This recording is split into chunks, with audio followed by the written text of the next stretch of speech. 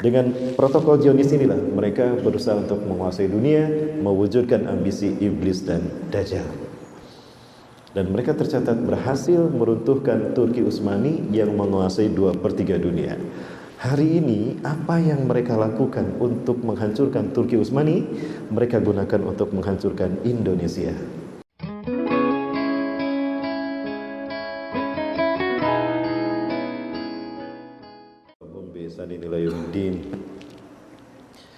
Masya Allahu kan wa malam yasha lam yakun la hawla wa la quwwata illa billahil aliyyil azim. Qala Allah Ta'ala fi kitabihil karim bi qawlihi yahtadil muhtadun. A'udzu billahi samil alim minasy syaithanir rajim. Min hamzihi wa nafthihi wa nafthihi. Ya ayyuhalladzina amanu taqullaha haqqa tuqatih wa la tamutunna illa wa antum muslimun. Wa qala fi ayatil ukhra wa tazawwadu fa inna khayra zadi taqwa wattaquni ya ulil albab.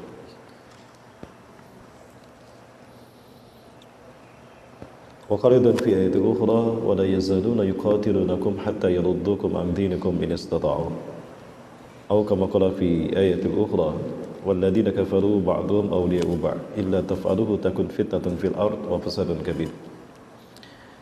وقال رسول الله صلى الله عليه وسلم وهو الصادق الوعد الأمين بادروا بالأعمال الصالحات فستكون الفتن كقطع الليل المظلم يصبح رجل مؤمنا ويمسي كافرا ويمسي مؤمنا ويصبح كافرا يبيع دينه بعرض من الدنيا Al-mutamassiku yawmaidin bidini kal-qabidi al-jamri. Al-hadis al-qamaqan. Sadaqallahul azim wa sadaqa rasul karim wa nadaka min asy'idin.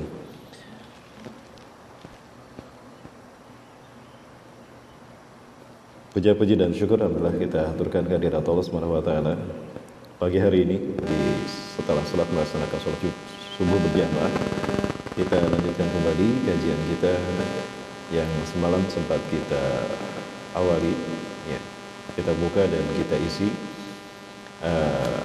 Kali ini kita akan melanjutkan materi kita yang tadi malam. Mungkin nanti ada insyaallah ada sekitar 20 menit. Sekitar ada 20 menit tanya jawab Bapak Ibu sekalian. Salawat dan salam semua dilimpahkan dan tercurah selalu kepada uswah dan qudwah kita Rasulullah Muhammad sallallahu alaihi wasallam, Nabi dan Rasul yang diutus ke tengah-tengah kita menjadi penyempurna risalah Islam dan juga yang telah mewariskan kepada kita risalah Islam ini untuk kita jadikan sebagai sistem hidup kita yang insya Allah apabila kita berpegang teguh kepada sistem hidup Islam ini, kita akan menang dalam konspirasi bukan dalam konspirasi, dalam kancah pertarungan antara hak dan batil. Sadidah Bapak Ibu sekalian bahwa apa yang dulu diperjuangkan oleh para nabi dan rasul hari ini ada di pundak kita. Pertarungan antara hak dan batil tidak berhenti dengan wafatnya Rasulullah SAW. Setelah Rasulullah SAW wafat, maka pertarungan antara hak dan batil terus terjadi sampai hari ini. Yang bahkan di zaman kita inilah pertarungan antara hak dan batil sampai pada episode yang terakhir, yaitu babak final Bapak Ibu. Nah, kalau disebut babak final berarti babak yang paling menentukan siapa pemenang antara pertarungan ini, hak dan batil ini. Yang tentunya kita yakin kebenaran yang pasti menang. Ya, sebagaimana Allah menyatakan sendiri, kebenaran pasti menang. Ja'al haq wa zahqal batil innal batila kana zahuqa. Atau dalam ayat yang lain, liyuzhirahu 'ala dini kulli, agar Allah memenangkannya atas agama lain. Pertanyaannya adalah bagaimana proses kemenangan hak ini terjadi? Kemudian kapan pertarungan itu terjadi dan hak ini memenangkannya? Dan ketiga, siapakah pelaku-pelaku dari pertarungan antara hak dan batil, baik dari kubu hak ataupun dari kubu kebatilan? Kalau kubu kebatilan kita sudah bahas sampai tadi malam, ya. Dan siapakah pelaku-pelaku dari kelompok yang hak, ya, kalau saya lihat. Nah, kita berharap kita ini termasuk mereka yang menjadi pelaku perjuangan Islam, pelaku perjuangan hak, sehingga hak itu zahir insyaallah. Bapak Ibu rahmati Allah, baik, kita lanjut pembahasan kita dengan komitmen iblis dan Dajjal ketika mereka bertemu. Ya. Mungkin bahasan kita agak cepat ya, karena waktu kita tidak panjang. Ya, kedua makhluk Allah ini, baik Ajazil ataupun Samiri, yang kemudian keduanya memilih jalan kesesatan, ya, fafasaqa an amri rabbih, Mereka menyalahi perintah Tuhannya. Ajazil, dia memilih menjadi oposan, menentang Allah Subhanahu wa taala dan berupaya untuk selalu menjatuhkan Adam di mata Allah, bahwa Adam itu tidak pernah bisa melaksanakan tugasnya dengan baik. Begitu pula dengan anak cucunya. Yang karena penentangan ini Allah memberikan gelar iblis kepadanya. Yang orang-orang Yahudi tidak menerimanya, maka dia diberi gelar Lucifer. Dan dia sampai hari ini tidak pernah berhenti untuk berjuang menyesatkan kita, Bapak Ibu sekalian. Apalagi di hari ini, notabene yang merupakan episode terakhir, maka iblis dan Dajjal all out habis-habisan dalam menyesatkan kita manusia. Maka berbagai macam upaya, berbagai macam kekuatan beliau kerahkan untuk menyesatkan kita. Nah, begitu pula dengan Dajjal yang kita kenal namanya Samiri, karena lahir di Samirah, dia pun sama. Dia memiliki komitmen untuk selalu bersama iblis dalam mewujudkan ambisi mereka menjadi Tuhan.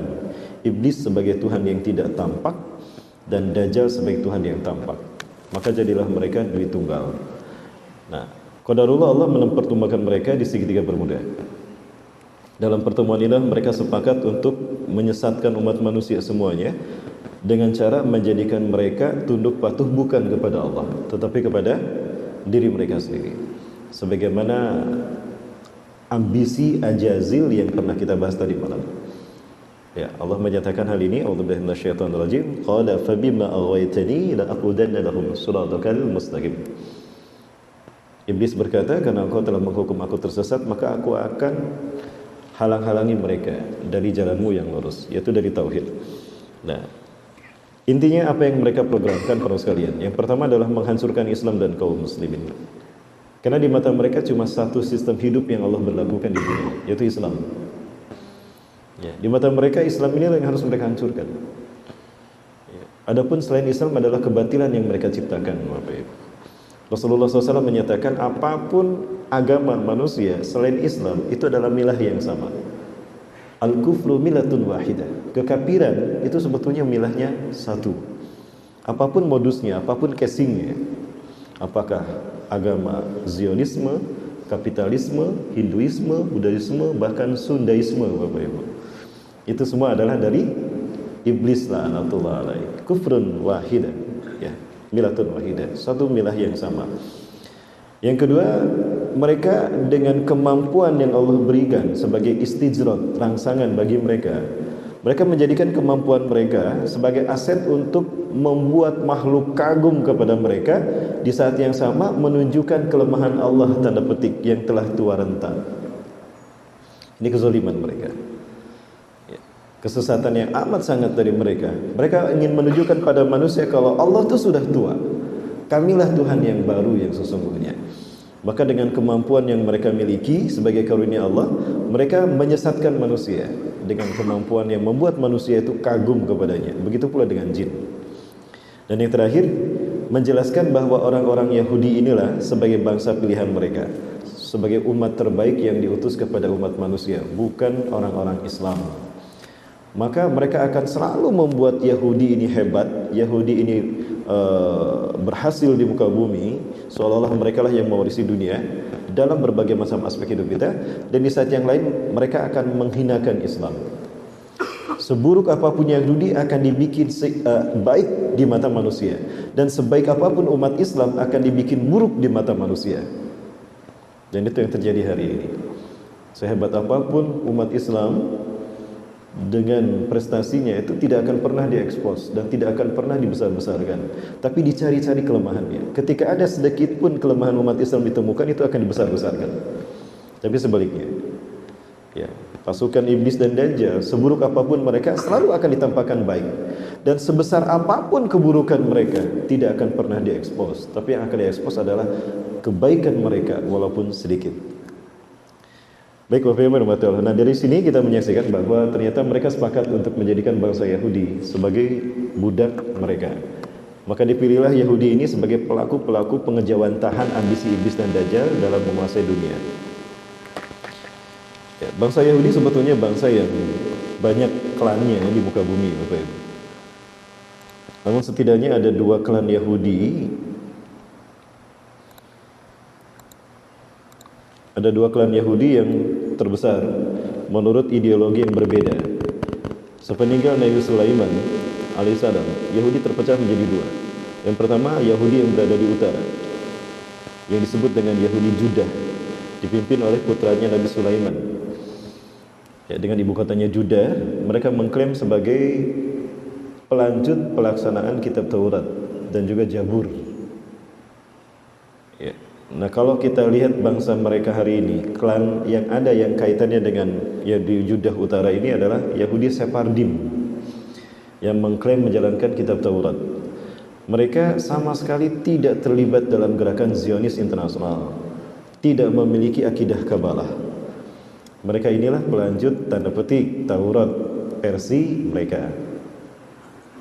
Salah satu wujud mereka adalah Yahudi Naturei Karta, yang mereka bersahabat dengan kaum muslimin. Mereka benci Zionisme juga, dan mereka tidak benci umat Islam, maka mereka bersahabat dengan kaum muslimin. Inilah Yahudi Sephardim. Namun Yahudi Sephardim ini dia tidak memiliki akses kepada political will di Israel. Nyaris mereka tidak punya kekuasaan. Nah, tetapi mereka fokus kepada menjaga keutuhan ajaran Yahudi, sehingga mereka pun menentang Zionisme yang menjadi penyimpangan dari ajaran Yahudi. Yang kedua adalah Yahudi Ashkenazim. Yahudi inilah yang menjadi pelaku-pelaku kezaliman di muka bumi, ya, menjadi pemuja iblis dan dajjal. Nah, mereka inilah yang kita kenal sebagai Yahudi penyembah pagan, penganut agama paganisme, dan Yahudi inilah yang menjadi pelaku-pelaku kesesatan dan kemungkaran dan kezaliman di muka bumi. Ya, mereka adalah bangsa pagan Khazar yang berdiam di dataran tinggi Georgia, Rusia Selatan. Kemudian karena mereka ditangkap, kemudian dihancurkan, lalu mereka yang selamat itu menyebar ke seluruh dunia, ke seluruh Eropa, diantaranya ke negara Skotlandia, ya, Eropa Utara, kemudian juga ada Amerika, ada Australia, bahkan ke seluruh negara Asia hari ini. Nah, mereka ini yang menganut paham sesat Kabalah yang mempertuhankan iblis dan dajjal, dan mereka yang memegang kendali kekuasaan politik bangsa Israel dengan gerakan Zionis internasional. Ini adalah roadmap mereka selama mereka menguasai dunia, menebar petaka di muka bumi dalam roadmap mereka untuk menciptakan negara dunia di bawah bimbingan iblis dan dajjal. Maka kita mengenal mereka sebagai bangsa yang rasialis sebetulnya. Mereka menganggap bahwa bangsa mereka ini bangsa yang terbaik. Tadi, apalagi pernah Allah mengatakan inni fadaltukum alal alamin. Sesungguhnya aku memuliakan kalian dari semua makhluk di muka bumi, semua bangsa di muka bumi ini. Walaupun sebetulnya itu sudah tidak berlaku lagi ketika mereka tidak mau masuk ke dalam Masjidil Aqsa, ketika Nabi Musa melepaskan diri dari mereka pada akhirnya dan meninggalkan mereka. Jadi mereka bahkan menjadi bangsa yang terkutuk, sehingga paling banyak bangsa yang disebut di dalam Al-Quran itu bangsa Bani Israel. Dan bukan kebaikan mereka, tapi keburukan mereka dan sifat bengal mereka. Makanya mereka benci pada Malaikat Jibril, ya. Nah, bangsa ini juga bangsa yang merasa ras mereka lebih baik daripada bangsa yang lain. Mereka adalah bangsa pilihan Tuhan. Ini berdasarkan Talmud mereka. Ya, Talmud adalah kitab suci yang disusun oleh Yahudi Ashkenazim yang ada di zaman Nabi Zakaria, yaitu para pendeta Sanhedrin. Mereka lah yang melakukan penghapusan kitab Taurat, yuharifuna al-kalima am-mawadih. Kemudian mengganti ayat Taurat dengan ayat yang mereka buat sendiri dengan tangan mereka sendiri. Thumma yaktubuna al-kitaba bi aydihim. Lalu mereka mengklaim kalau itu adalah firman Allah, padahal bukan. Itulah Yahudi Sephardim, ya, Yahudi Ashkenazim atau para pendeta Sanhedrin yang kemudian mereka membuat cerita Tuhan bingung. Yang dari cerita Tuhan bingung inilah muncul doktrin kalau Nabi Isa alaihissalam adalah Tuhan yang menjelma menjadi manusia, ilahul mubasyar, sehingga dialah yang disembah oleh umat manusia sebagai dewa matahari. Ya, tadi malam kita bahas dewa matahari. Baik Bapak Ibu yang mati Allah, maka mereka memandang bahwa selain bangsa Yahudi adalah budak, the slaves, subhuman, atau mereka menyebutnya dengan istilah goyim, sehingga tidak ada masalah membunuh dan membantai manusia selain daripada mereka. Maka kita saksikan drop dead mereka berdarah-darah di Palestina. Mereka lah bangsa teroris sesungguhnya. Profesor Emeritus Edward Herman, ya, dari Wharton School of Business mengatakan bahwa terorisme adalah tindakan kekerasan atau ancaman kekerasan yang ditujukan kepada penduduk sipil untuk mencapai tujuan-tujuan politik. Kalau kita melihat definisi ini, tindakan kekerasan atau ancaman kekerasan yang dilakukan kepada penduduk sipil untuk mencapai tujuan-tujuan politik. Saya kira hampir semua negara yang rejimnya pernah melakukan ini, tidak terkecuali negara Mesir, ya, bukan negara kita, ya, tidak terkecuali negara Mesir. Nah, maka kita melihat kekerasan dan kezaliman yang dilakukan Zionis Yahudi itu merupakan bentuk nyata dari terorisme mereka terhadap dunia. Tapi anehnya tidak ada satupun negara yang berani mengatakan mereka teroris kecuali rakyatnya, umat Islam. Ya, insyaallah Bapak Ibu, di mata kita lah mereka ini teroris, ya. Betul Bapak Ibu? Betul, baik. Nah, ini fakta kezaliman mereka di Palestina. Nah, ada 3 hal yang menjadi ambisi mereka, dan ini merupakan agenda besar mereka untuk menguasai dunia. Yang pertama, memindahkan bangsa Yahudi yang sporadis terusir dari seluruh dunia ke sebuah titik, ke negara yang tanda petik dijanjikan Tuhan.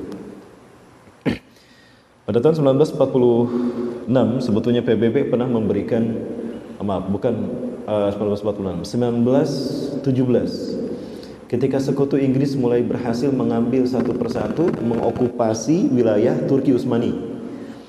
Mereka menawarkan kepada bangsa Yahudi yang tanda petik sebetulnya menjadi masalah di Eropa. Eropa tidak mau mereka tinggal di negara mereka, termasuk John F. Kennedy.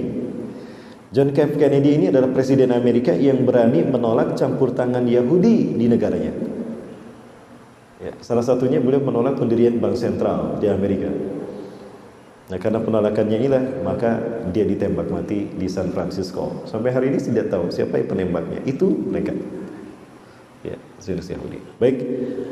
Nah, maka dengan deklarasi Autul Balfour yang dikeluarkan pada tahun 1917 oleh Sir Autul Balfour, Menlu Inggris, maka Yahudi seolah-olah mendapatkan mandat untuk hijrah ke Palestina. Tadinya diberikan 3 opsi. Mau bangsa Uganda, mau bangsa Argentina atau Palestina. Nah, mereka memilih Palestina karena Palestina adalah jantung dunia, heartland of the world. Ya, maka Yahudi memilih Palestina karena Palestina ini menghubungkan 3 benua, Afrika, Eropa, dan Asia. Maka siapapun yang menguasai Palestina, dia menguasai dunia. Maka Yahudi memilih Palestina.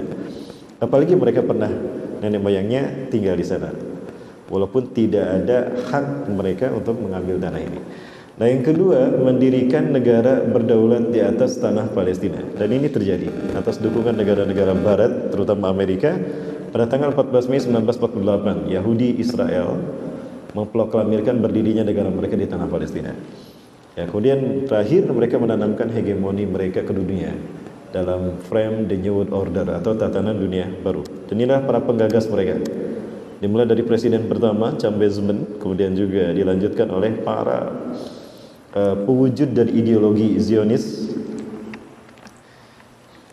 yang diwujudkan dengan gerakan-gerakan mereka yang revolusioner, ekstremis, radikalis, ya Bapak Ibu sekalian, sampai kepada Theodor Herzl, bapak Zionisme pertama, yang menjadikan 24 langkah yang dibuat oleh Sir Mayer Amschel Rothschild ketika pasca revolusi Prancis yang mereka anggap gagal, itu dibukukan dan dikukuhkan menjadi protokol Zionis. Pada tahun 1970-an, pasca revolusi Prancis, Theodor Herzl mengumpulkan 12 petinggi Yahudi di seluruh dunia, menganggap kalau revolusi Prancis gagal, tidak berhasil. Maka berikutnya mereka mengagendakan revolusi industri di Inggris dan juga revolusi Amerika untuk memisahkan Amerika dari Inggris. Itu mereka sendiri yang menciptakan. Ya, mereka sendiri yang menyuarakan. Nah, saat itu dikemukakan oleh Rothschild 24 langkah untuk menguasai dunia, yang kemudian satu abad berikutnya oleh Theodor Herzl dicanangkan sebagai protokol Zionis. Dengan protokol Zionis inilah mereka berusaha untuk menguasai dunia, mewujudkan ambisi iblis dan Dajjal. Dan mereka tercatat berhasil meruntuhkan Turki Utsmani yang menguasai 2/3 dunia. Hari ini apa yang mereka lakukan untuk menghancurkan Turki Utsmani, mereka gunakan untuk menghancurkan Indonesia. Kenapa demikian Bapak Ibu? Aceh Manulang, mantan Kepala Bakin, Badan Koordinator Intelijen Negara, mengatakan satu-satunya negara yang paling ditakuti oleh Amerika, Inggris, Prancis, Jerman, bahkan Australia adalah Indonesia. Kenapa? Indonesia, jika umat Islamnya bersatu di bawah satu komando ulama, maka mereka akan menjadi negara terkuat di akhir zaman, dan merekalah yang akan dipilih Allah mendirikan khilafah. Ini silakan Bapak Ibu baca dalam buku Aceh Manulang, menyingkap tabir intelijen. Belum mengangkat begitu. Nah, hal ini kemudian dibenarkan oleh pertemuan petinggi Yahudi di 15 negara dunia Eropa. Pada tahun 2005, 15 negara Eropa berkumpul di markas CIA di Langley, Virginia, Amerika Serikat. Mereka membicarakan hal-hal yang besar terkait dengan kebangkitan Islam dan peran Indonesia dalam kebangkitan Islam. Mereka mengatakan, in 2024 we raise the new Islamic Khalifate in the world. Ya, di tahun 2024 akan bangkit kekhilafan Islam yang terbaru. And Europe will become Muslim state. Eropa akan menjadi wilayah Islam, kata mereka. Dan yang ketiga, Islam akan bangkit dari timur, from the east. Ya, mereka menuju Indonesia. Maka Indonesia ini yang menjadi negara yang paling diawasi pergerakannya. Nah, maka jangan salah kalau para ulama dan umat Islam sekarang dibatasi Bapak Ibu. Karena sekarang menuju detik-detik kebangkitan Islam. Berapa lama lagi? Insyaallah 1 periode lagi ya Bapak Ibu. Nah, ini keyakinan mereka. Bangsa Zionis Yahudi, saya baca dalam beberapa buku mereka. Di antaranya buku Desain Yahudi atau Kehendak Tuhan, karya Max Edelman.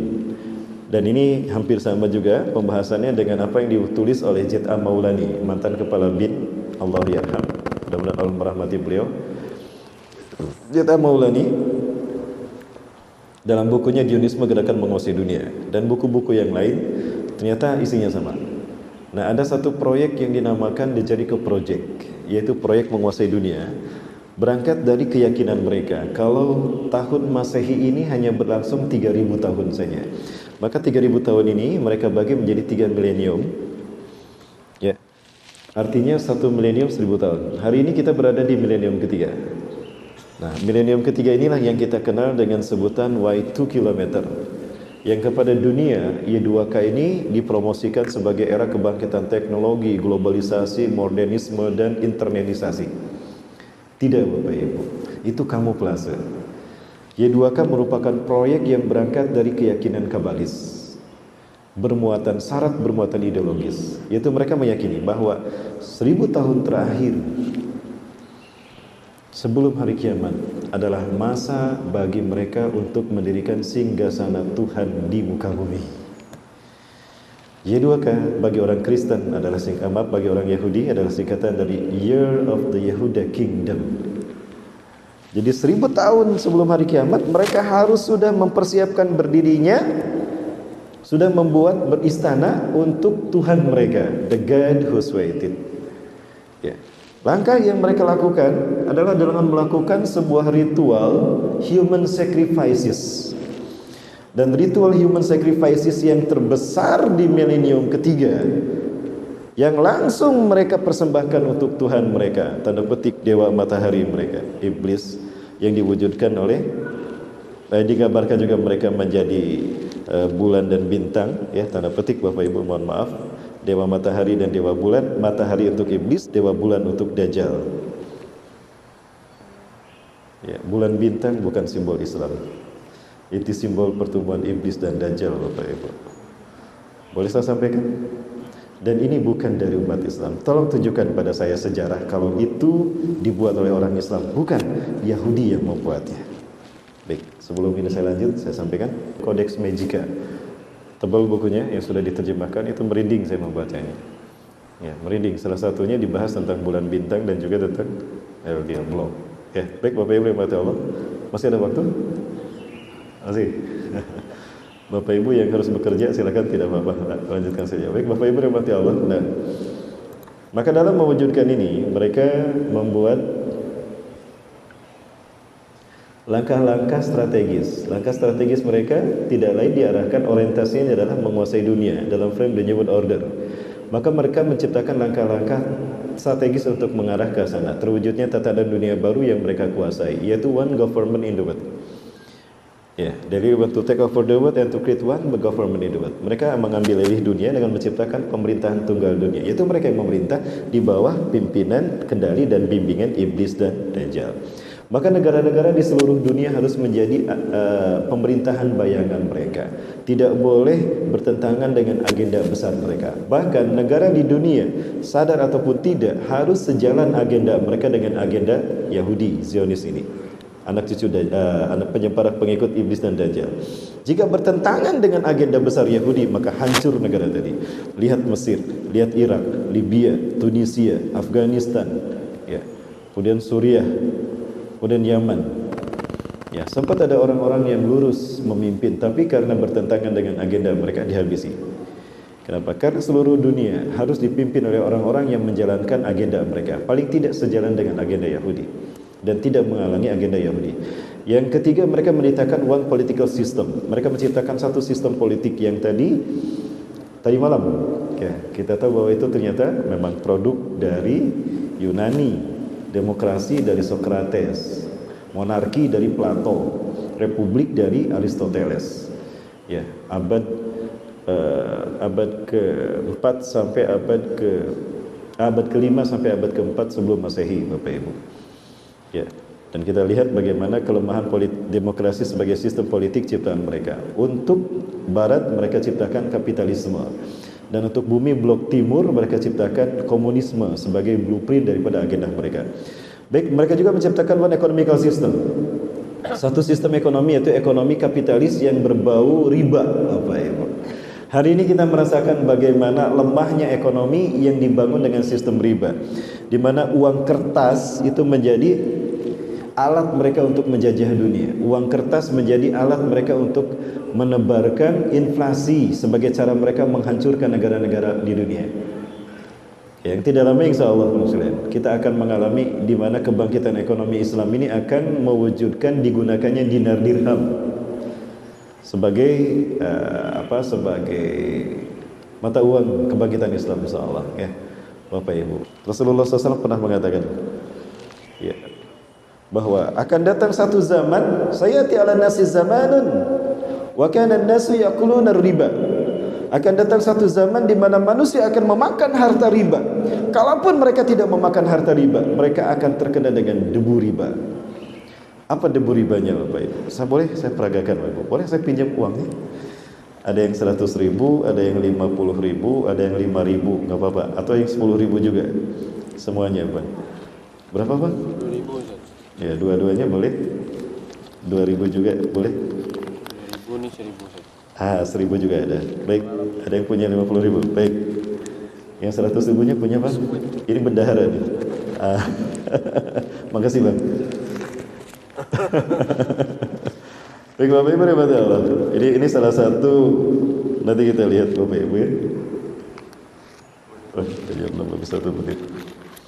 Bapak Ibu rahmati Allah, di antara uang-uang ini yang paling besar nilainya di mata kita, menurut apa yang kita tahu selama ini, yang mana Bapak Ibu? Yang merah. Yang merah, ya.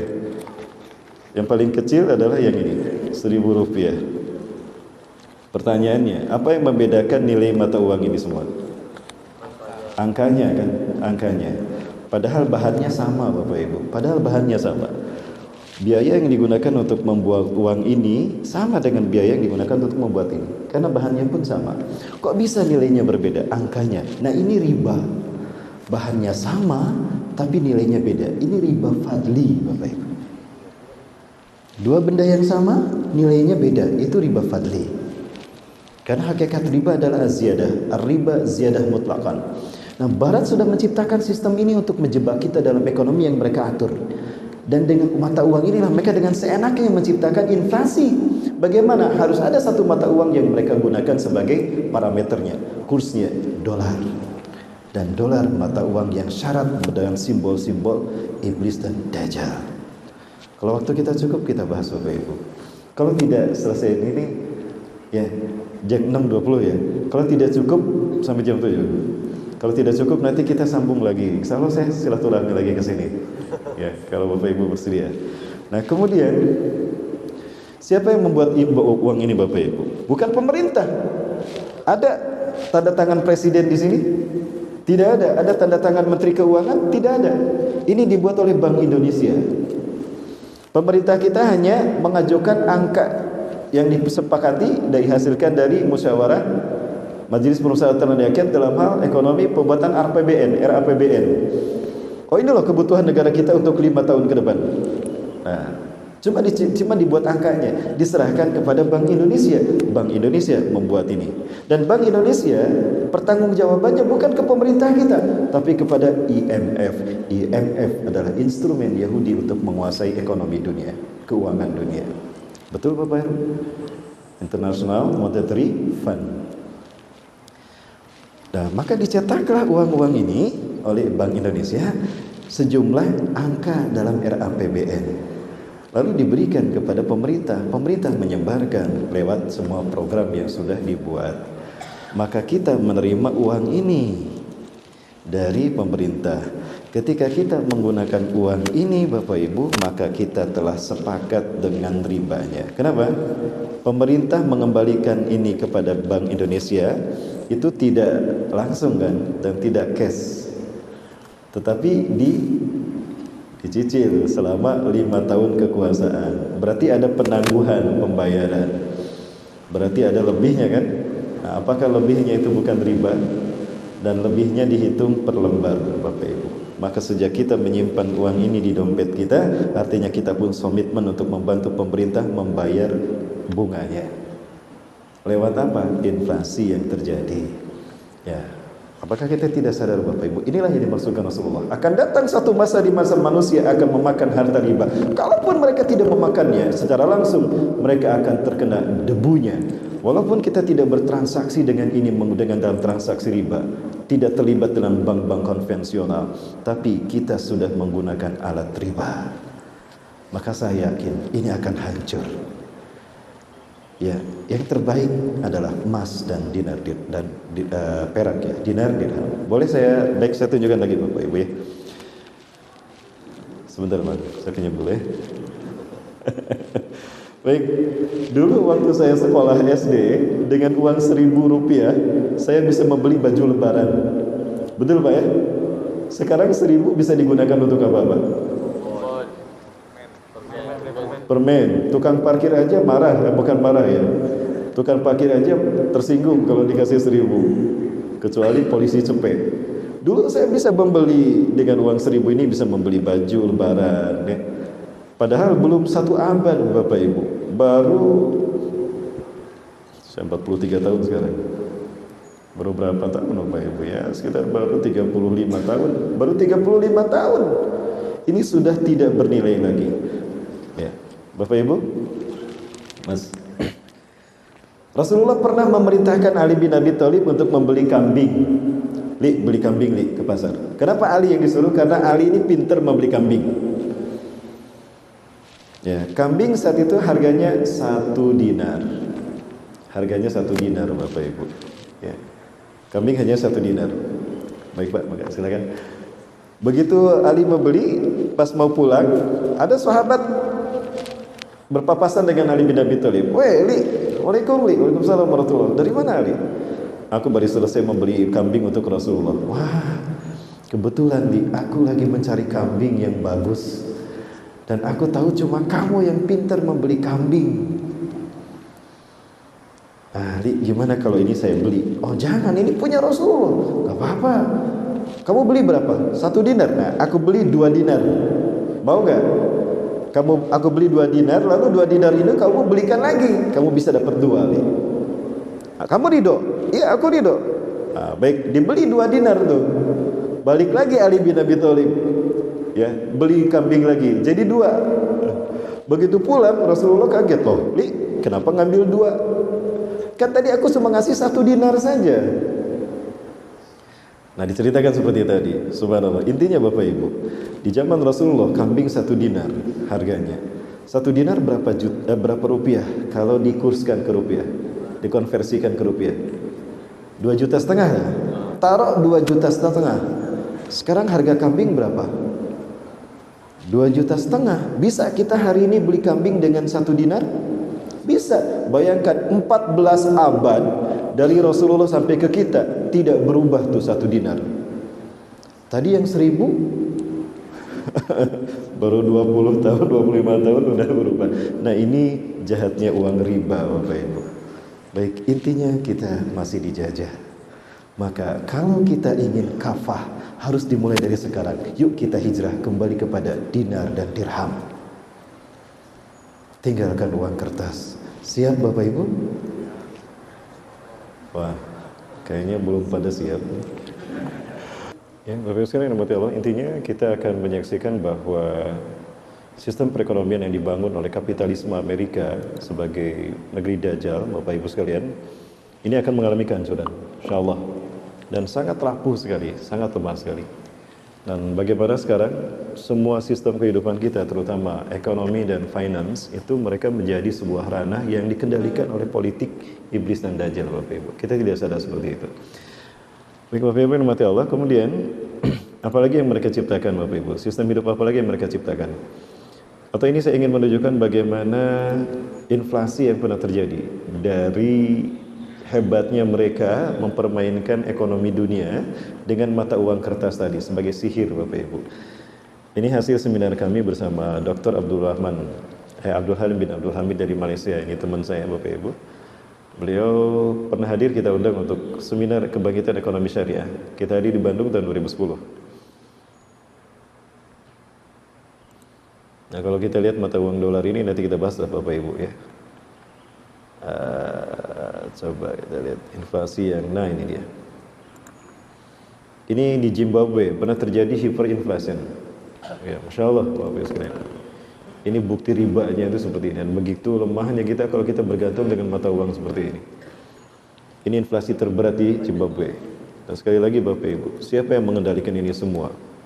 Ya, di tiap negara ada bank-bank yang dikontrol oleh IMF. IMF sebetulnya mereka membuat uang, membuat emas. Setiap kali Bank Dunia membuat selembar uang, maka dia membuat emas senilai daripada uang yang dibuat.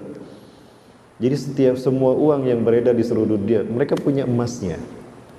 Maka mereka berupaya untuk menguasai emas-emas yang ada di seluruh dunia, termasuk Indonesia, dikuasai oleh Freeport, Bapak Ibu.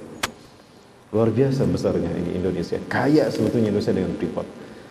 Ya, penghasilan Freeport 1 tahun.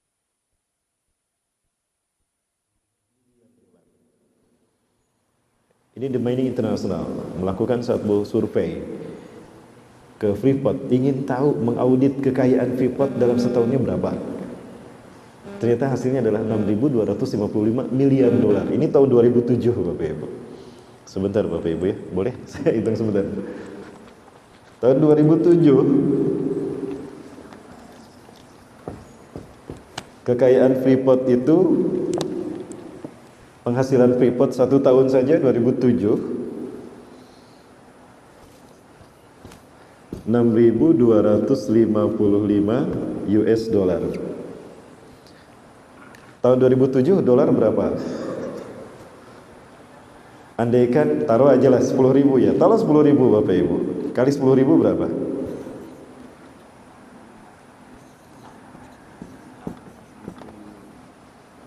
Ini miliar Pak. Miliar.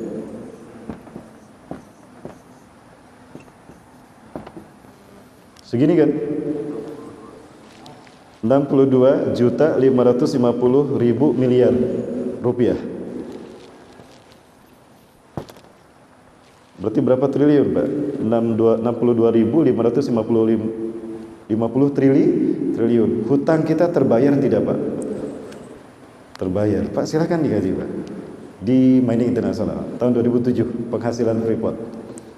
Sampai-sampai ada sebuah lembaga survei, mereka menghitung kekayaan emas yang ada di Mimika, Tembagapura, Papua.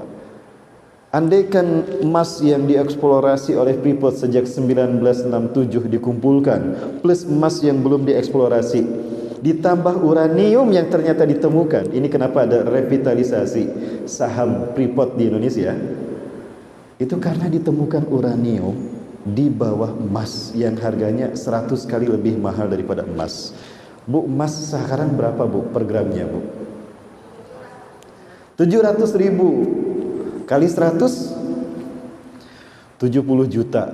Uranium, betul 70 juta ya? Uranium 1 gram Pak, 70 juta. Nah itu ada di bawah emas yang ada di Papua yang sedang dikelola oleh Freeport. Bayangkan, andaikan semua emas ini dikumpulkan plus emas yang belum dieksplorasi ditambah uranium per kakak, itu kalau dibagikan pada seluruh rakyat Indonesia, per kakak bisa dapat 2,7 ton emas per kakak Bapak Ibu. Ibu punya berapa kilo emas di rumah Bu? Saya nggak sombong Bu, punya 176 kilogram emas di rumah Bu. Saya ada Mas Raihan, Mas Ali, Mas Sauki, Mas. Bayangkan hanya dengan emas kita bisa menjadi negara terkaya, apalagi dengan panas bumi, ya, apalagi dengan batu bara, apalagi dengan gas alam. Ya, mungkin bapak-bapak yang kerja di Chevron ini paham. 40% geotermal, panas bumi, persediaan cadangan gas alam Indonesia punya kan? 40%. Kita kaya dengan gas alam Bapak Ibu. Kok saya bicara di depan ahlinya ini? Tapi siapa yang menikmati? Apakah bangsa kita? Apakah ini yang dinamakan merdeka? Kita tidak bisa menikmati kekayaan alam kita. Bahkan kita diatur oleh bangsa lain. Apa ini bukan masih dijajah? Ini imperialisme Bapak Ibu, ini kolonialisme. Kita belum merdeka. Jadi harusnya 17 Agustus kemarin bukan 1 tiang penuh, setengah tiang Bapak Ibu, karena kita masih dijajah sebetulnya. Nah ini cara mereka menjajah kita, dibikin kita berhutang dengan sistem hutang. Cina sekarang yang mengambil alih. Bayangkan Bapak Ibu, di Zimbabwe ini satu kantong roti harus segitu uang yang dikeluarkan. Ini inflasi yang sangat parah, hiperinflasi.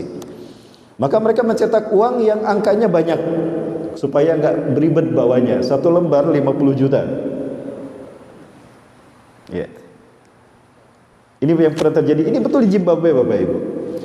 Pengen apel 1 kilonya 100 miliar. Apel 1 kilo 100 miliar. Nah, Bapak Ibu yang mau beli oleh-oleh Zimbabwe silakan. Ini ada wajit, ada dodol. Ya, yang ini sekilo 10 miliar, yang ini 15 miliar, yang ini 60 miliar satu kantong. Bapak Ibu, ini terparah Bapak Ibu. Hingga pada akhirnya mereka tidak melihat dari nol yang banyak, tidak, tapi pengen beli telur itu disamakan dengan kiloan uangnya. Telur 1 kilo sekian miliar. Nah, maka mereka gunakan uang yang selembarnya 50 juta ditimbang. 1 kilo uang itu sama dengan 1 kilo telur. Bapak Ibu, nah ini hebatnya mereka dalam menjajah bangsa-bangsa. Bapak Ibu, sistem siapa ini? Sistem Dajjal. Dari kurs dolar tadi. Baik, kita lihat dolarnya sekarang Bapak Ibu. Kayaknya kita tidak banyak membahas ya. Mungkin mau dolar, tapi dolar sampai ke simbol-simbolnya ya. Masih ada waktu? Ya, masih ya? Baik. Coba kita lihat mata uang $1 Bapak Ibu sekalian. Ya. Perhatikan ini Bapak Ibu. Ada tulisan Novus Ordo Seclorum dan ini piramida. Kita sudah bahas tentang piramida tadi malam Bapak Ibu sekalian. Ya. Dan kenapa harus ada segitiga yang dipancung dan ada 1 mata? Ya. Ada bahasannya tidak?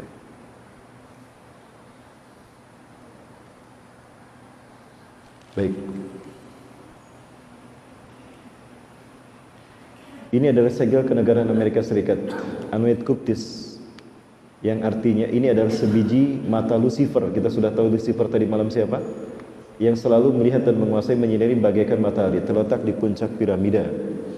Ya, ini ada tulisan Novus Ordo Seclorum, yang artinya konspirasi kita adalah tatanan dunia baru.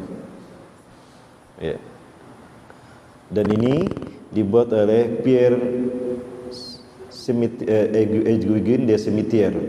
Dia seorang masonik Prancis yang kemudian dia membantu untuk disahkannya segel ini disimpan di $1 Amerika Serikat. Dan lihat ini ada 13 bintang. Kenapa harus 13? Bani Israel 12. Samiri bukan Bani Israel tapi dari Samirah. Maka dia bergabung dengan 12 Bani Israel menjadilah 13 bintang. Ini ada dalam mata uang dolar Amerika. Dan kalau kita lihat, kita ambil, ini akan membentuk segel seperti ini. All Seeing Eye adalah simbol Ordo Illuminati sekaligus sebagai simbol yang paling banyak digunakan dan terkenal luas di dunia. Tahun 1776 simbol ini ditambahkan pada desain cap Amerika Serikat oleh gagasan Pierre Eugène du Simitier, seorang masonik Eropa, Prancis. Ya, tahun 1935 Presiden Amerika Serikat Franklin Delano Roosevelt menambahkan Great Seal dengan simbol ini, piramida ini, kepada mata uang $1. Ya. Simbol mata uang $1 ini merupakan bangunan piramida yang belum selesai dibangun. Artinya adalah bahwa mata Lucifer mampu melihat semuanya. Lucifer sendiri adalah iblis yang terkutuk dalam cerita Bible. Bapak Ibu, baik, kita lihat. Bapak Ibu, saya tidak pernah mengatakan, sekali lagi, segitiga itu adalah simbol Dajjal. Tidak, Bapak Ibu. Oh iya, ini masih di sini naik. Baik. Kalau kita lihat Bapak Ibu sekalian, ini ada di dalam kitab Samail Tirmidzi, juz kedua halaman 21 sampai 30. Ternyata cincin Rasulullah itu kalau distempelkan membentuk segitiga. Ya, Bapak Ibu, yang saya katakan adalah segitiga adalah simbol ketuhanan, bukan simbol Dajjal. Iblis dan Dajjal menggunakan segitiga ini sebagai simbol ketuhanan dia. Ya. Maka agama-agama yang lahir dari filosofi akal budi manusia menjadikan segitiga sebagai simbol Tuhan mereka. Di dalam agama Hindu ada Trimurti. Di dalam agama Buddha ada Tridharma, kitab sucinya Tripitaka. Di dalam agama Kristen ada Trinitas. Dan di kantor saya ada Trianto, Bapak Ibu. Itu teman saya, Ustadz. Baik. Nah, Rasulullah juga ternyata menggunakan segitiga sebagai simbol tauhid. Ini jawaban saya ketika mereka bertanya, itu simbol FPI segitiga. Dari mana? Dari sini. Dari sini Bapak Ibu. Lihat, Rasulullah menggunakan segitiga sebagai simbolnya. Di tengahnya di Rasulullah tuliskan di dalam bangunan segitiga, bangun datar segitiga sama kaki sama sisi ini. Allahu wahdah, Allah Maha Esa, la syarikalah, tidak ada Tuhan selain Allah, tidak ada sekutu baginya. Muhammad abduhu wa rasuluh, Muhammad hamba dan utusannya. Sebelah sini ada tulisan fa innaka mansur, maka sesungguhnya engkau adalah orang yang ditolong. Tawajjah haitsu syi'ta, hadapkanlah wajahmu ke arah yang kau inginkan. Nah, alasan inilah kenapa FPI simbolnya segitiga, memperjuangkan tauhid. Jadi saya tidak pernah mengatakan segitiga ini sebagai simbol Dajjal. Saya tidak bisa mengatakan ini karena saya pembicara pertama dalam pertemuan itu. Ya. Baik Bapak Ibu, nah coba dalam riwayat yang lain ada tulisan ini. Di bawahnya, inna syani'aka huwal abtar, sesungguhnya orang yang membencimu adalah orang yang terputus. Lalu beliau mengatakan pada saya ketika beliau presentasi sebagai pembicara yang kedua. Bapak Ibu tahu siapa yang saya maksudkan? Beliau ya? Ya, si Om. Ya. Nah, itu di Madinah, di mihrab Rasulullah SAW ada segitiga dan bulat di tengahnya. Kenapa tidak dipermasalahkan? Lalu ini yang dipermasalahkan. Ini di Masjid Kilometer 88, di Masjid As-Safar. Ya. Bapak Ibu, siapa yang membangun ini? Apakah Rasulullah? Bukan. Para sahabat? Bukan. Rasulullah tidak pernah membuat itu. Ya. Maka jangan diklaim itu produk Rasulullah dan jangan diklaim itu halal berada di Madinah. Kita serahkan kepada Allah Subhanahu wa taala. Kenapa saya mengkritisi ini Bapak Ibu? Ya, kenapa saya mengkritisi ini? Ini pertama kali saya tahu ketika saya mau ke Jakarta, satu keluarga. Kami mau ke Jakarta karena satu hajat. Kami berangkat sebelum subuh dari rumah, dari Ujung Berung, Bandung Timur. Sampai di kilometer 88, istri saya bilang, "Bi, kita istirahat dulu, Bi. Mumpung ada waktu untuk sholat duha." Nah, istri saya minta, sampai ya, baik kita sama-sama istirahat di sana. Begitu saya masuk ke masjid ini, loh kok masjidnya kayak gini? Saya bilang sama istri saya, "Mi, jangan dulu sholat, Mi."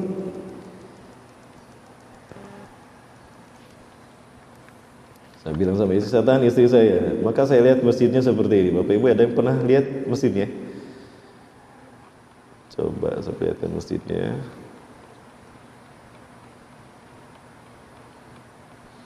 Sebetulnya yang pertama saya kritisi nanti saya perlihatkan Bapak Ibu. Nah ini dia. Ini mesinnya Bapak Ibu.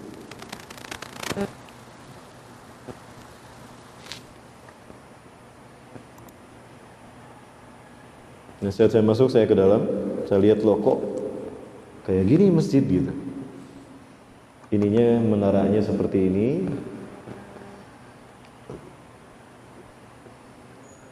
Dan banyak nuansa segitiganya ya.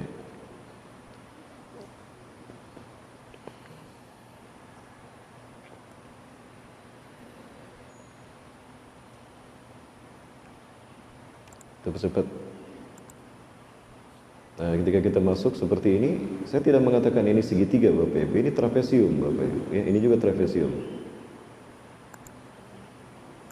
Nah, ketika kita masuk, nah ini pintu masuknya. Nah, di dalam udah seperti ini. Baik Bapak Ibu, ketika kita berdiri untuk sholat di sini, lalu kita menghadap kepada segitiga yang ada ini,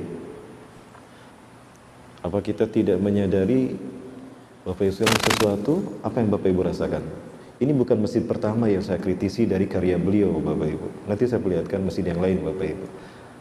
Oke, atau saya perlihatkan masjid yang lain.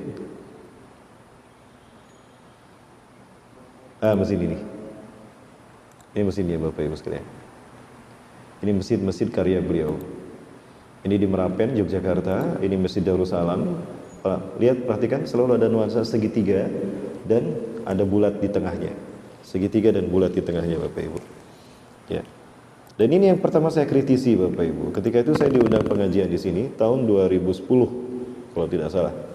Bukan 2010, 2011, 2012 lah. Nah, ini karya beliau. Ya. Bagus masjidnya, dinamakan Masjid Ka'bah. Kami menamakannya Masjid Ka'bah. Ini ada di Kabupaten Bandung Barat, di Padalarang. Ya, Masjid Al-Irsyad. Nah, ini bagian dalamnya Bapak Ibu. Bapak Ibu perhatikan, ada sesuatu yang aneh nggak di sini? Masjid ini tanpa AC, tapi pakai AG Bapak Ibu. Kalau bahasa Sundanya AG, angin gelembung. Bukan air condition, ya AG, angin gelembung. Bapak Ibu perhatikan ini.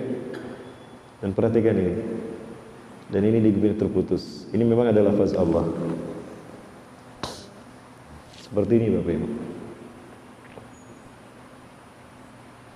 Zionis Yahudi. Bapak Ibu silakan lihat dalam illuminati.com. Bukan, illuminati.org. Kaum Illuminatis mengatakan, kami bergerak menguasai dunia dalam menyentuh dua ranah. Ranah arsitektur dan ranah media visual. Saya lengkapi bahwa Zionis Yahudi bergerak menguasai dunia dalam melalui tiga ranah, simbol, ritual, dan arsitektur. Simbol, ritual, dan arsitektur, Bapak Ibu. Ya, apakah ini kebetulan? Saya kira tidak, Bapak Ibu. Baik Bapak Ibu yang dirahmati Allah, kembali kepada yang tadi. Ya, sudah jam 6:30 Bapak Ibu ya. Bapak Ibu yang dirahmati Allah, ada banyak hal lain yang sebetulnya ingin saya kemukakan kembali, Bapak Ibu. Nah, intinya mereka dengan tatanan dunia baru ini, ya ini untuk Yahudi, dengan economical system tadi, kapitalisme, dan one military system main banteng.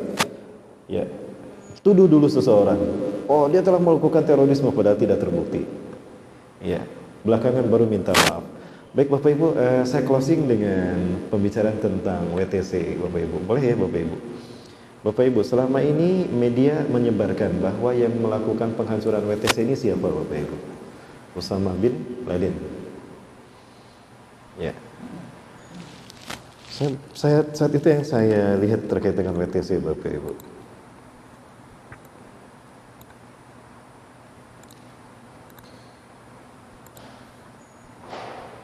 Coba Bapak Ibu perhatikan dari kejadian WTC ini. Ada yang aneh tidak Bapak Ibu sekalian?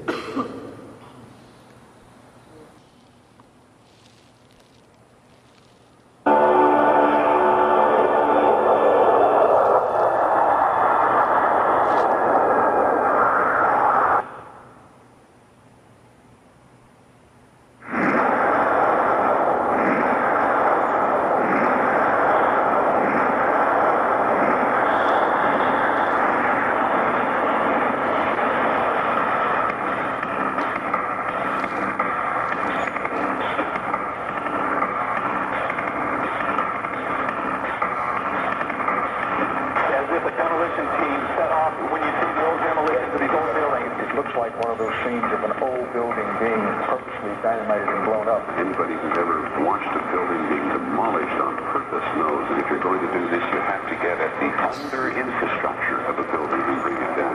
The way the structure is collapsing, this was the result of something that was planned. It's not accidental that the first tower just happened to collapse and then the second tower just happened to collapse in exactly the same way. How they accomplished this, we don't know. The building collapsed to dust. You don't find a desk. You don't find a chair. You don't find a telephone, a computer. The biggest piece of a telephone I found was half of the keypad, and it was about this big. What happened to the concrete? The concrete was pulverized from river to river. Bapak Ibu rahmati Allah, di mana George W. Bush pada saat itu? Bapak Ibu tadi Bapak Ibu lihat. Pertama yang saya lihat adalah tayangannya. Ya, saya telepon teman-teman tim kami ya, kami ada 3 orang. Saat itu baru 2 orang gitu ya. Saya telepon teman saya, ya, coba lihat peristiwa ini. Oh iya, saya juga sedang mengamati. Baik, antum amati, kita nanti diskusi. Telepon si Fulan, lalu kami jadi bertiga. Bapak Ibu, nah saya cari data tentang WTC ini. Yang saya amati Bapak Ibu, kok tadi angle-nya bagus ya? Kok kamera itu menyorotnya bagus? Seolah sebelum peristiwa terjadi kamera sudah siap. Itu bisa dari sudut penjuru arah. Itu kan peristiwa yang accidental ya. Peristiwa yang tiba-tiba kok kamera bisa menyorot dengan arah yang pas gitu. Seolah-olah mereka sudah tahu sebelumnya. Nah, kemudian pesawat yang Bapak Ibu lihat tadi yang menabrak WTC, apakah itu pesawat komersial? Apakah itu pesawat penumpang yang katanya dibajak oleh 19 hijackers, pembajak, yang itu adalah teroris Al-Qaeda? Ternyata pesawatnya bukan pesawat penumpang, bukan pesawat komersial. Kalau pesawat komersial ada jendelanya kan? Ketika take off dan landing, jendela harus dibuka, itu pasti kelihatan. Ini tidak terlihat ada satu pun jendela di sana. Artinya ini pesawat kargo. Tidak ada penumpang, ini pesawat barang. Apakah pesawat ini ada pilotnya? Tidak Bapak Ibu, itu di bawah. Ini penelitian seorang tokoh dari Amerika, saya tidak sebut namanya. Ya, sebut saja si Fulan ya, tinggal di Jakarta sekarang. Nah, beliau pernah menyampaikan ini dan analisanya sama Bapak Ibu. Bahwa ternyata pesawat ini itu ada remote controlnya. Kalau Bapak Ibu lebih dekat lagi, ini penelitian Komisi 911. Ternyata ada remote control di bawah pesawat tadi dan itu menyala-nyala. Jadi pesawat itu dikendalikan dari jarak jauh Bapak Ibu. Jadi bohong kalau itu ada pembajaknya. Dan itu tidak dilakukan oleh Usamah bin Laden. Saya salut kepada Kongres Amerika membentuk Komisi 911 to find who was behind in this disaster. Untuk melihat siapa yang menjadi penyebab dari pelaku dari bencana ini. Maka Komisi 911 menyatakan WTC bukan oleh Al-Qaeda dan Usamah bin Laden. Mereka tidak terlibat, tapi oleh orang dalam Amerika sendiri. Ya. Nanti saya perlihatkan filmnya. Atau mau saya perlihatkan sekarang? Baik, sekarang saya perlihatkan Bapak Ibu. Mumpung ini masih nyala, mudah-mudahan ya. Nah, ini hasil dari Komisi 911. Bapak Ibu ada di sini. 1, 2, 3, 4. Ya, Bapak Ibu yang mau mengkopi silakan. Saya senang kalau saya mendapat Bapak Ibu mengkopi ya. Apa tadi yang mau saya perlihatkan Bapak Ibu? Oh, bukan. Ini penemuan CIA, Gina Haspel menyatakan kalau ternyata Usamah bin Laden tidak pernah terlibat di tragedi penghancuran dan Al-Qaeda bukan organisasi yang menjadi dalang dari peristiwa ini. Itu dilakukan oleh orang dalam Amerika sendiri. Saya cari data di mana George W. Bush saat itu Bapak Ibu. Ternyata George W. Bush dia ngambil cuti Bapak Ibu. Dia berkunjung ke sebuah taman kanak-kanak. Bapak Ibu perhatikan gambar ini. Ini satu film yang saya cut Bapak Ibu. Ada yang aneh tidak? George W. Bush dia berkunjung ke taman kanak-kanak. Ya, ke sebuah taman kanak-kanak di Connecticut kalau tidak salah. Disambut dengan cerita kambing yang hilang Bapak Ibu. Ya, dia pegang buku dalam waktu yang lama, kurang lebih 15 menit. Oh yes, I see. Oh, ceritakan terus begini. Yes, I see. Dia bolak-balik dengerin anak ini. Sementara buku yang dia pegang terbalik. Tidak lama datang ajudannya memberikan HP kepadanya. Sir, is call for you. Pak, ini ada panggilan untuk Anda. Saya yakin orang yang ditelepon tadi mengatakan, sure, the WTC was destroyed. Pak, WTC sudah kami hancurkan. Langsung dia tutup buku dan pergi ke White House. Di gedung Oval, dia sudah menyiapkan press release. Nah, sayangnya press release ini Allah bongkar nih. Wa makaru wa makarallah wallahu khairul makirin. Ketika press release dibuka, dia melakukan entry point yang menghina kita dan menyakitkan kami umat Islam, bahkan mungkin membuat Allah murka. Bapak Ibu, sayang tidak diekspos sebagaimana WTC dihancurkan Usama bin Laden dan Al-Qaeda terus diekspos lewat media mereka di waktu yang sama. Bapak Ibu, dia mengatakan, this is the Holy Quran for Muslim people, taught Muslim people to share terrorism all over the world. Ini kitab suci Al-Quran punya umat Islam. Inilah kitab yang mengajarkan terorisme kepada umatnya dan untuk disebarkan ke seluruh dunia. Sayang ini tidak viral, ya, Bapak Ibu. Dan saya cari pun di media tidak ada yang berani memilangkan. Tapi ada satu media, cuma tidak, ini dari Arab, cuma tidak sempurna menampakkannya. Paling tidak kita tahu apa yang terjadi sesudahnya, Bapak Ibu. Yang terjadi sesudahnya. Setelah dia ngomong begitu, dia tidak bisa berbicara, Bapak Ibu. Kita dengar apa yang diucapkannya. Al-Khinzir Bush, ini kata-katanya cukup keras juga. Ya, Al-Khinzir Bush arada ayyashubal Qur'ana fa aqadallahu lisanah. Khinzir, apa arti khinzir, Bu? Pak? Babi. Si babi Bush arada ayyashubal Qur'ana, dia ingin menghina Al-Qur'an, fa aqadallah, Allah mengikat lisannya. Dia enggak bisa ngomong setelah itu, Bapak Ibu. Ini kok ada masalah ya?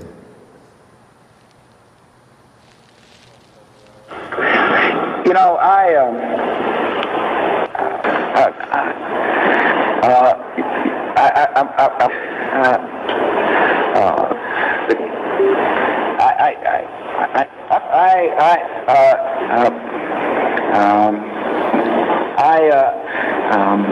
Ada yang bisa menerjemahkan, Bapak Ibu, itu bahasa apa itu? Kok ini tidak viral gitu? Padahal ini terjadi.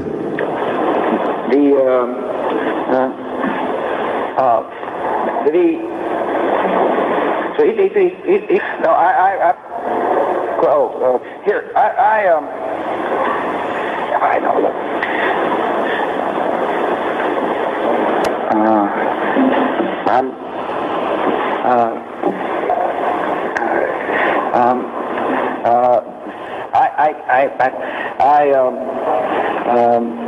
I just don't know. Ya, dia nggak bisa ngomong setelah itu. Maka dia pun pergi dan bubar. Press release pertama tidak berhasil, rekayasa mereka tidak berhasil. Ya, subhanallah. Ya, biqudratihi wa jabratihi wa bi azizati.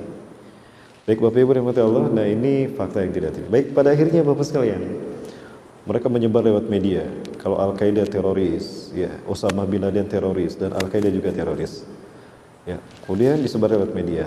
Bapak Ibu, tapi pada akhirnya 2011 Colin Powell menyatakan baik Osama bin Laden dengan Al-Qaedanya dan Saddam Hussein yang dituduh menyembunyikan senjata pemusnah massal dan ikut melindungi Al-Qaeda. Saat itu di Irak, Bapak Ibu, ada Al-Qaeda Irak. Dulu dipimpin oleh Umar al-Baghdadi. Ya, Umar al-Baghdadi kemudian dipimpin oleh ulama-ulama sesudah beliau tahun 2010 beliau syahid, Bapak Ibu.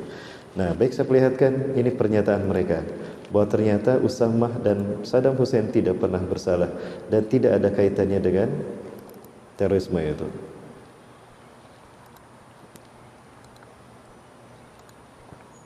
Inilah hebatnya trik mereka, makar mereka.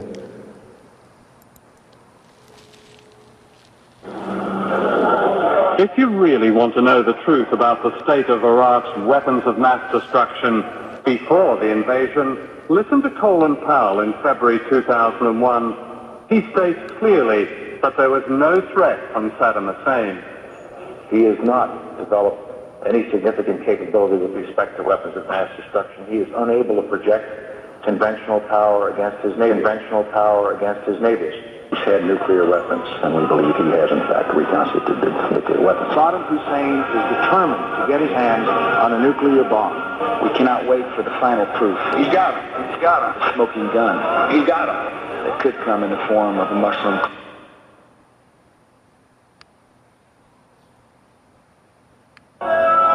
It appears that there were not weapons of mass destruction. You said you knew where they were. I did not. We know where they are. They're in the area around Tikrit and Baghdad and east-west side. You have said in the past that it was, quote, pretty well confirmed. No, I never said that. Okay. I Never think said. that is... No, absolutely not. What I said was, it's been pretty well confirmed, that he did go to Prague and he did meet with a senior official of the Iraq. Saddam Hussein aids and protects terrorists, including members of Al-Qaeda. Secretly and without fingerprints, he could provide one of his hidden weapons to terrorists or help them develop their own. What did Iraq have to do with what? The attack on the World Trade Center. Baik Bapak Ibu dapat kalau mungkin sementara itu dulu Bapak Ibu. Saya agak kurang enak ini. Bapak Ibu dapat Allah, itu barangkali sekilas tentang konspirasi Yahudi, Iblis dan Dajjal yang kemudian melibatkan Yahudi sebagai pelaku pengejawantah yang mewujudkan ambisi Yahudi, Iblis dan Dajjal di tengah-tengah kita. Mungkin itu baru beberapa hal yang kita bongkar. Ya, kita belum bicara aspek lain, kita belum bicara tentang ideologi yang mereka ciptakan, dan kita belum membahas nanti insya Allah ke depan tentang makar-makar mereka dalam bidang sosial budaya. Ya, dan juga tentang makanan Bapak Ibu yang harus kita waspadai juga. Bapak Ibu ini baik Ustaz, ini saya sampaikan. Ini ada sebuah hadis dari Huzaifah bin Yaman. Bang Saiful, saya bikin cepat ya Bang Saiful ya. Ini jadwal penerbangan saya buat takut ketinggalan nih. Bapak Ibu rahmati Allah, ini ada hadis dari Huzaifah bin Yaman. Rasulullah menyebutkan bahwa umat Islam akan memasuki 5 fase saja sejak Rasulullah diutus sampai nanti kiamat. Ya. Hadisnya panjang. Rasul mengatakan takunu nubatu fikum masyaallah an takuna summa yarfa'u ida sya'irfaha. Terus summa takunu khilafatan ala minhaji nubuwah. Summa yarfa'u ida sya'irfaha. Summa takunu mulkan adan masyaallah an takuna. Summa yarfa'u ida sya'irfaha. Summa takunu mulkan jabariyatan masyaallah an takuna. Summa yarfa'u ida sya'irfaha. Summa takunu khilafatan ala minhaji nubuwah. Thumma sakat. Sakat bermakna kiamat. Adalah masa kenabian di tengah-tengah kalian. Keberadaannya atas izin Allah Subhanahu wa taala. Kemudian Allah mengangkatnya jika Allah berkehendak untuk mengangkatnya. Kemudian Allah menakdirkan ada khilafah ala minhaji nubuwah. Khilafah diambil dari kata akhlafa yukhlifu khilafatan, pengganti kenabian. Tapi walaupun menggantikan kenabian, manhajnya masih nubuwah berdasarkan kenabian. Ya, khilafah. Dan Rasulullah menyebutkan ini hanya 30 tahun. Al khilafatu fi ummati salasuna sana, summa mulkun ba'da dzalik. Khilafah pada masa umatku hanya 30 tahun saja. Setelah itu kerajaan. Nah, kemudian diangkat oleh Allah berakhir di 661. Kemudian mulkan adan. Nah, di sini terjadi distorsi sistem kepemimpinan Islam dari khilafah menjadi mulkan atau nasionalisme Bapak Ibu, ya. Nah, kemudian mulkannya ini mulkan adan. Ini fase mulkan yang pertama. Adan artinya menggigit. Artinya kekuasaan Islam berubah dari khilafah ya menjadi monarki hereditas. Ya, kekuasaan berpindah dari ayah kepada anak, pada cucu, pada cicit, pada bau, udak-udak, janggawareng, kait sibur, terus ke bawah, panca kaki. Dan ini diwujudkan dengan keberadaan dinasti Umayyah, dinasti Abbasiyah, dinasti Mamaluk, dinasti Seljuk, dan berakhir Turki Utsmani di 1924. Maka tercatat umat Islam sejak Rasulullah sampai Turki Utsmani berakhir, tercatat memimpin dunia 1315 tahun. 1315 tahun. Nah, hari ini kita berada di fase yang keempat. Di fase yang keempat inilah dunia memimpin, Barat memimpin Islam, memimpin dunia, maaf. Umat Islam tidak lagi memimpin dunia. Ya. 1924 Inggris menganeksasi wilayah-wilayah Turki Utsmani, dan Turki Utsmani pada tanggal 3 Maret dinyatakan hancur. Strategi mereka bagus tuh. 2/3 dunia yang dikuasai Turki dipecah belah. Mesir diberikan pada Prancis, Inggris, Afrika Prancis, Suriah, Lebanon Prancis, Palestina Jordan Inggris, Aljazair Prancis, Pakistan Inggris, dan Malaysia Inggris, Indonesia Belanda. Ya, dipecah-pecah kayak kue lapis. Nah, kemudian ini kita di sini, Mulkan Jabarian, Barat yang memimpin dunia, Bapak Ibu. Nah, setelah yang keempat, yang kelima, khilafah ala minhajin nubuwah. Jadi Rasul meyakinkan kita bahwa khilafah akan kembali tegak. Khilafah ini akan kembali tegak. Jika khilafah tegak, maka kalau ini terjadi, di sini Dajjal sudah mati, Bapak Ibu. Karena ketika khilafah tegak dipimpin Imam Mahdi, Dajjal sudah tidak ada. Dibunuh oleh Nabi Isa. Berarti Nabi Isa sudah ada di sini. Dan di sini umat Islam akan berjaya seluruh dunia dan tidak ada tanah sejengkal pun melainkan Islam tegak di sana. Berarti iblis dan setan tidak bisa lagi menggoda manusia. Yang beriman akan dicatat sebagai orang beriman, yang kafir akan dikunci dengan kekafirannya. Nah, pertanyaannya, kapan ini akan terjadi dan ini kapan akan berakhir? Baik, saya akan katakan seperti ini. Ini ada hadis Rasulullah SAW dari Abu Hurairah radhiyallahu anhu. Rasulullah bersabda, Inna Allah yab'asu min hadhil ummah ala ra'si kulli mi'ati sanah man yujadidu dinaha. Rawahu Abu Dawud. Sesungguhnya Allah akan mengutus dari umatku seorang mujadid reformis yang akan membuat Islam berkuasa di seluruh dunia. Islam akan dibersihkan dari paham sesat dan Islam akan menebarkan perdamaian dan kesejahteraan seperti sebelumnya dipenuhi dengan pembantaian dan kezaliman, genosida dan pembantaian. 100 tahun sekali setelah Rasulullah wafat, Islam akan memimpin dunia. Abad kejadian Islam sebelum kita siapa Bapak Ibu? Sepakat nggak kalau kita lihat tadi Turki Utsmani kan? Turki Utsmani berakhir di 1924. Berarti di sini kapan? Tambah 100. Abad kejadian Islam berikutnya 2024. Betul? Ini kita hitung-hitungan kita. 2024. Sekarang 2019. Berapa tahun lagi Bapak Ibu? 1 periode lagi. 1 periode lagi Islam akan bangkit. Artinya hanya tersisa 5 tahun saja bagi iblis dan dajjal untuk memperbanyak pengikutnya, menyesatkan manusia. Maka apapun yang berbau Islam yang akan menegakkan tauhid akan diperangi. Maka menggunakan agen-agen mereka, pemerintah-pemerintah shadow government itu harus menekan semua pergerakan yang berbau khilafah. Berangus mereka yang melakukan gerakan khilafah, bahkan tangkap orang-orangnya, ulama-ulamanya, permak mereka. Ini yang dilakukan Mustafa Kemal di bawah bimbingan Joseph Clark Amerika Serikat menghancurkan Turki Utsmani. Apa yang mereka lakukan untuk menghancurkan Turki, sekarang mereka gunakan menghancurkan Indonesia. Karena Indonesia the next Turki Utsmani. Itu barangkali Bang. Ini sangat terkait dengan konspirasi iblis dan dajjal. Baik, Ibu yang pertama tadi tentang Ustadz itu mungkin Ustadz ya. Terima kasih Ustadz atas pertanyaannya. Mohon maaf saya tergesa-gesa Ustadz mau jawabnya. Yang pertama itu kaitannya One Belt One Road dari Cina dengan The New World Order dari. Ya, ada 3 tokoh Bapak Ibu yang ternyata Rasulullah pernah menyebutkan. 3-tiganya. Abu Hurairah radhiyallahu anhu pernah mengatakan begini. Demi Allah, selama aku hidup bersama Rasulullah SAW, aku mendapatkan 2 bejana. Aku mendapatkan 2 bejana. 1 bejana ilmu sudah aku sampaikan dan 1 bejana ilmu aku sembunyikan. Kenapa aku sembunyikan? Kalau aku menyampaikan bejana ilmu yang kedua, leherku taruhannya. Tapi demi Allah sekarang kalian menyaksikan aku akan meninggal dunia. Maka aku sampaikan pada kalian. Aku takut menyembunyikan ilmu, maka demi Allah sekarang aku sampaikan. Maka Abu Hurairah kemudian menyebutkan hadis-hadis Rasul tentang fenomena akhir zaman. Di antaranya Rasul mengatakan, di akhir zaman nanti kalian akan menyaksikan keonaran, akan terjadi huru-hara dan petaka di angka kurun 14-an Hijriah, 1400-an Hijriah.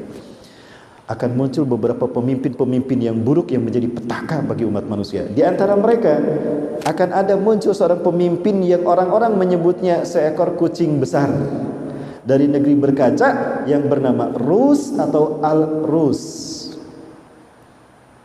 Saya melihat ini sosok Vladimir Putin. Rusia. Lupakah kita Vladimir Putin sekarang? Kenapa dia membantu Suriah, Bashar Assad membantai umat Islam di sana? Dia ingin menciptakan Rusia Raya. Dia ingin membuat satu kekuasaan dan prestasi yang belum pernah dicapai oleh Stalin, Lenin, bahkan Gorbachev. Itu Bapak Ibu. Nah itu ini Bu. Nah di saat yang sama Israel dengan the New World Order-nya kita sudah tahu tadi, sudah kita bahas. Dan satu lagi, ada sosok yang ternyata mengalahkan reputasi mereka, Cina. Lupakah kita Rasulullah pernah mengatakan, la taqumu sa'atu hatta tuqatilu qauman sigorul ayun juluduhum ahmar zumfal unuf wa wujuhum kalban jadil mutraqah. Kiamat tidak akan terjadi sehingga kalian berperang dengan bangsa yang bermata sipit, berkulit merah dan berhidung pesek, bermuka lebar. Bangsa mana? Bangsa Cina. Bangsa Cina. Kita akan berperang dengan Cina. Nah, Xi Jinping dengan program One Belt One Road, dia ingin menciptakan prestasi mengalahkan Kaisar Ming. Dia ingin menciptakan Cina Raya. dengan One Belt One Road. Bapak Ibu, Afrika sudah mereka kuasai. Lihat Angola, tidak ada masjid yang utuh, umat Islam dibantai. Yang murtad diberikan izin tinggal. Silahkan pilih agama lain asal jangan Islam. Mata uang Angola sekarang yuan. Eropa sudah banyak Cinatawan berdiri di negara mereka. Lalu ekonomi kuasai. Di Jeddah ada Cinatawan. Nah, negara terakhir Indonesia. Nah, Bapak Ibu sekalian, kunci bagi penguasaan Indonesia oleh Cina adalah Selat Malaka. Maka Eropa, NATO, Prancis, Inggris, Amerika, dan Australia buru-buru membawa pasukan militernya di Selat Malaka, di Aceh. Tujuannya apa? Menjaga agar Selat Malaka tidak jatuh ke Cina. Karena kalau Selat Malaka jatuh ke Cina, sempurna One Belt One Road. Tapi tidak dapat kita bayangkan, Eropa akan berperang dengan Cina di Indonesia. Ini Bapak sekalian. Nah, apakah kita akan memahami Allahu a'lam? Kemudian yang kedua tadi tentang 2 menit lagi. Ya, pilkada Anies Baswedan. Ya, Bapak Ibu, sebetulnya demokrasi bukan sistem kita. Ya, saya tidak pernah nyoblos seumur hidup saya, tapi tahun ini saya nyoblos, Bapak Ibu. Mulai bisa tanyakan pada istri saya dan siapapun, saya tidak pernah nyoblos seumur hidup saya, karena kita punya cara tersendiri memilih pemimpin. Tapi tahun ini saya nyoblos, mulai dari wali kota sampai kepada presiden. Kenapa? Karena pertaruhannya bukan ormas orpol, orientasinya bukan ormas ortor, kepentingannya tapi hak dan batil. Seperti Persia dan Romawi ketika perang. Persia musyrik, Romawi musyrik, tapi Rasul berdoa, ya Allah menangkan Romawi ya Allah. Ya, nomor 1 Persia, nomor 2 Romawi. Ini Persia, ini Romawi. Ya Allah menangkan Romawi ya Allah. Kenapa menangkan Romawi? Rasulullah berpikir mendakwahi Romawi lebih mudah ketimbang mendakwahi Persia. Memang kedua-duanya mungkin tidak ada sedikit baiknya dan banyak buruknya, tapi ini yang lebih mudah kita dakwai. Baik, terima kasih. Allahu Akbar. Barangkali itu dulu Bapak Ibu, mohon maaf. Terima kasih Pekanbaru, terima kasih Duri, terima kasih Usuluddin. Mohon maaf atas kekurangannya. Saya tergesa-gesa Bapak Ibu, terima kasih. Adanallahu wa ikum majmain wal minkum. Assalamualaikum warahmatullahi wabarakatuh.